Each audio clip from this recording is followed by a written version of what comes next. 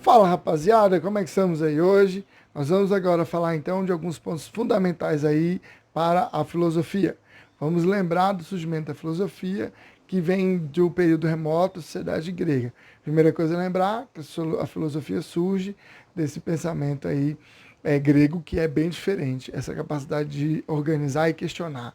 Então isso é uma característica fundamental do pensamento grego, que a gente vai chamar até de milagre grego. Então o grego ele tem a situação já diferente, é um povo diferente.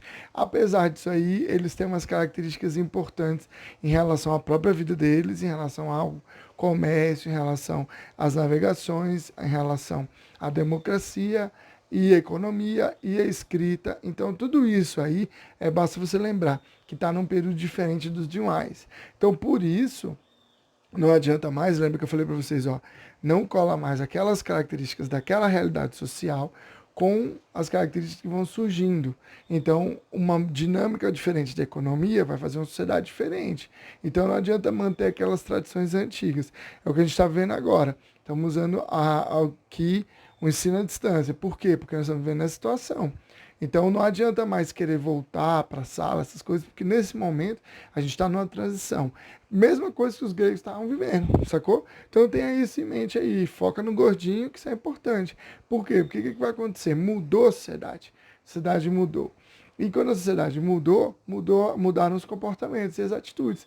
Ah, e aí tinha uma coisa na cultura que era muito forte, muito importante, que era o quê? A ideia do mito, a ideia da cultura, da tradição. Então não esquece que o mito está ligado a um processo religioso. Haviam festivais, haviam festas, aí você tem um teatro também, que vai surgir no mesmo momento, transmitindo a vida do grego, como que ele vê.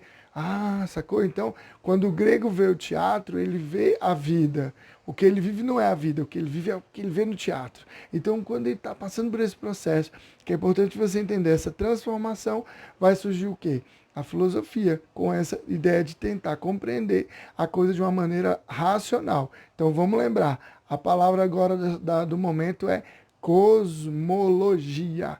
Então, o que vai acontecer? Cosmologia é a explicação racional através de um discurso escrito da realidade. Então a cosmologia vai superar a cosmogonia. O que é a cosmogonia? É o mito. O mito é a explicação fantástica, absurda, maravilhosa de uma realidade que ainda não existe. Então por isso que a gente tem o quê? Esse enfrentamento. Então o mito é uma explicação fantástica, fabulosa. Aquele que a gente já falou em sala, absurda, lembrou, né? Absurda, daquelas coisas que compunham a sociedade grega. Só que aí, essa sociedade grega não está mais aceitando esses valores. Ela está modificando, que é o processo natural. E o que vai acontecer então? A filosofia vai aparecer como uma forma de questionar, criticar isso aí e trazer uma visão diferente. Então, foca no gordinho. É importante que você lembre disso aí. O mito vai trazer uma explicação que é fantástica, absurda. E aí vão surgir os pensadores que vão tentar uma explicação racional, mais palpável, mais real, sem absurdo, sem sobrenatural, usando a razão. E aí vem, então, o que a gente vai chamar o primeiro período da filosofia antiga, que são os pré-socráticos. Então, os pré-socráticos é aqueles que vêm antes de Sócrates. Alguns sim, outros não. É importante você entender que pré-socrático é como se eu colocasse todo mundo que pensa parecido no mesmo saco. Boto todo mundo no mesmo sacola lá. Então, vou botando aqui Tales, vou botando Heráclito, Parmênides, vou botando todo mundo aqui que pensa igual. Para quê? Para a gente dividir didaticamente. Então, pré-socrático. Pré-socrático serão quem? Os filósofos da natureza. Aqueles caras que explicam como a natureza deveria se organizar. Então, você vai acompanhar depois no livro, eu vou dividir as atividades que você vai fazer, mas a gente está dando uma retomada aqui. Então, os pré-socráticos são aqueles primeiros autores que vão fazer essa tentativa de explicar a realidade sem usar o mito. Então você vê assim, por exemplo, né? Estamos vivendo nesse momento muito crítico em relação à saúde pública e à saúde de maneira geral, com essa questão do vírus. Aí a gente pode tentar pensar por que isso aconteceu, né? Qual que seria a explicação? O que é um vírus? Então você pode encontrar que essa é uma explicação religiosa, dizendo que é uma forma de expurgação que a humanidade tem que passar. É uma explicação válida? É, mas é uma explicação sobrenatural, mitológica. Agora, você pode encontrar que o vírus é uma mutação, por esse processo, um ser vivo que se adaptou aqui para o homem, causa doença. Isso é uma explicação já mais científica, que também é válida. Então é importante você entender que a filosofia vai fazer um processo de formação, de conhecimento, que é um pouco diferente do processo anterior do mito.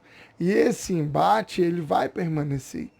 Tá? Então existe até hoje essa questão do que é o que a gente considera certo, o que a gente não considera, dentro daquelas formas de saber.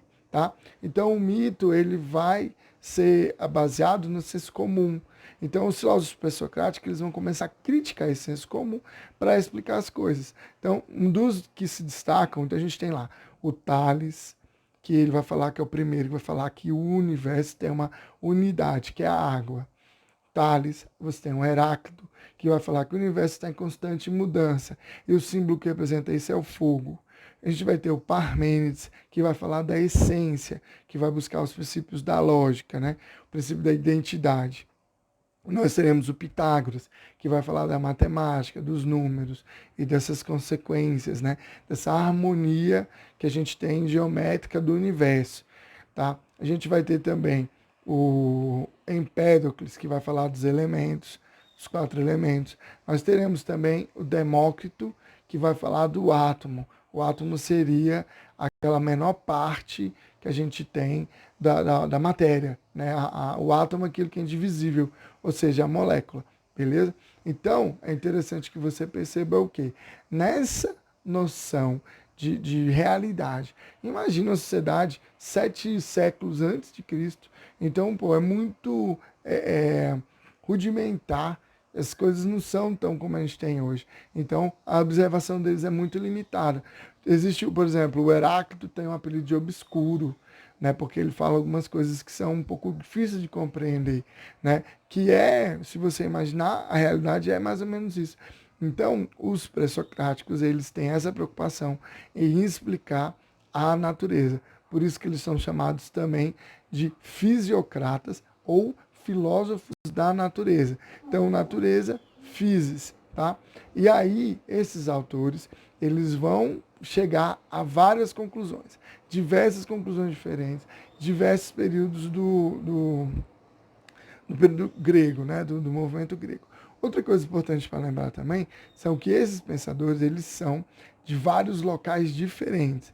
Então, diferente dos demais que a gente tem, eles são autores que estão em várias partes da Grécia, né? Então, tem na Itália, tem na Pérsia, tem mais para o Irã, tem mais para o centro da Europa. Então, eles estão espalhados, não é um local só, beleza? Então, isso é basicamente para a gente começar a relembrar aí esse primeiro momento da filosofia. A gente vai dar uma parada e aí a gente vai fazer atividades que eu vou colocar depois para vocês lá no mural, tá bom? Um abraço do Gordinho e até bem em breve.